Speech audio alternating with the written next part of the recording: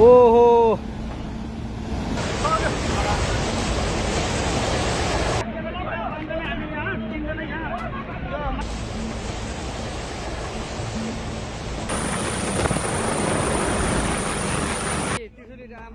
Nepal is staring at another possible flood disaster. Just days after a deadly wall of water tore through the Bhotekoshi river system, China has now issued a fresh warning. A newly formed barrier lake near the Nepal-Tibet border is overflowing and authorities fear it could breach within the next 3 days. If that happens, a massive surge of water could race downstream, threatening communities already battered by the floods. The warning comes as Nepal is still struggling to recover from the destruction triggered on August 26. A glacier collapse sent a powerful wall of water into Nepal's Bhotekoshi river. The sudden surge swept through the river system, leaving a trail of destruction and casualties. And on the Chinese side of the border, the same day brought another disaster. A massive mudslide buried the Jirong port crossing, disrupting a key border route between China and Nepal. Now, with the region still reeling, another natural threat has emerged. The newly formed lake is being closely watched because it sits upstream near the Nepal-China border.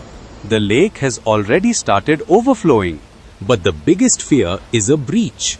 If the natural barrier holding back the water gives way, the resulting flood pulse could move rapidly downstream through the river system. And that means areas that have barely begun recovering from the previous disaster could once again find themselves in the path of raging waters. Let's take a look at the timeline of the disaster.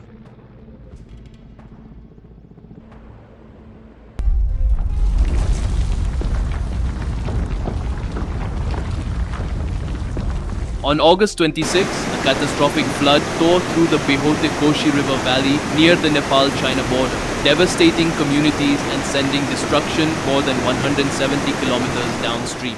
But here is what makes this disaster so terrifying.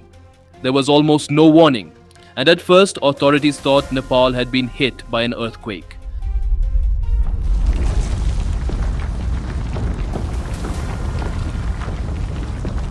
But the real story was even more extraordinary.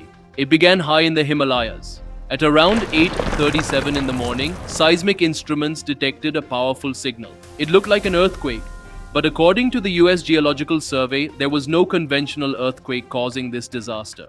The signal came from something moving across the mountain, a massive collapse of ice and rock. Imagine a huge section of a glacier suddenly breaking apart. That collapsing ice slammed into the mountainside, dragging rock and soil with it. And then gravity took over. The debris accelerated downhill. As it entered the river system, it began gathering more and more material. Water, mud, boulders, trees, and shattered earth. What started high on the mountain became a gigantic moving wall of destruction. By the time it reached the valley below, witnesses were seeing something that looked less like a normal flood and more like a tsunami made of dirt. Early estimates suggested the debris wave may have reached around 30 meters high, and it didn't stop. It raced down the Bhotekoshi River Valley, swallowing roads, bridges, buildings, and everything else in its path.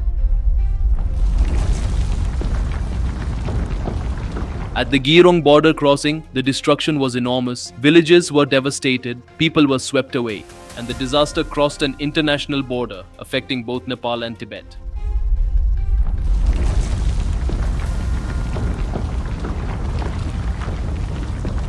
Nepali authorities later reported at least 162 bodies recovered, while 3 deaths were reported on the Tibetan side. Hundreds of people remained unaccounted for. Among those missing were hundreds of tourists and foreign nationals, including Americans, Australians, Canadians, and others.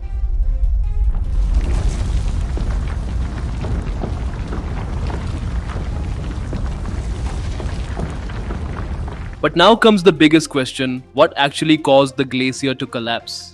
And this is where the story becomes much more complicated.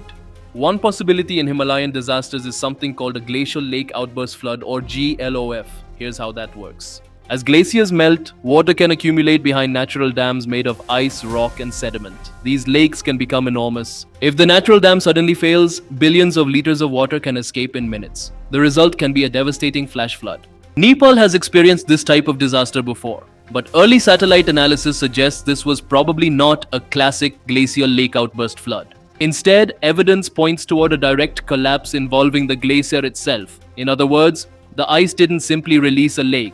The glacier appears to have helped trigger the landslide, and that distinction matters because the Himalayas are changing.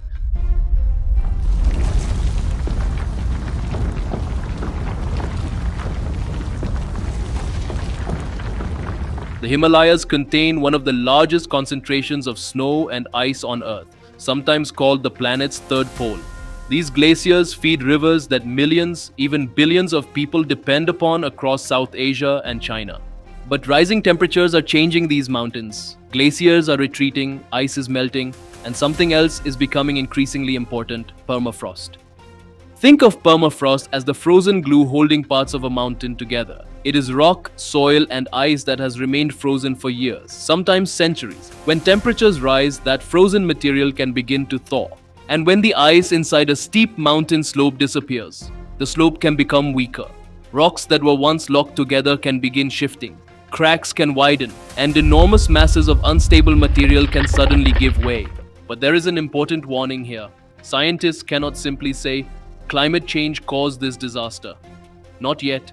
The exact trigger of this particular collapse is still being investigated. A disturbance such as a small earthquake, rockfall, intense rainfall, or structural failure could potentially initiate a collapse. What climate change can do is alter the background conditions. It can make glaciers smaller, it can weaken frozen ground, it can destabilize slopes, and that can make some mountain systems increasingly vulnerable to sudden failure. That is why Nepal's disaster is bigger than one terrifying morning. It is a warning about how rapidly changing mountain environments can behave. The Himalayas have always been dangerous, but as the climate warms, scientists are asking a frightening question. Are some of these mountains becoming more unstable than the communities living beneath them can afford to ignore? Nepal's answer came on August 26, and it arrived as a tsunami made of dirt.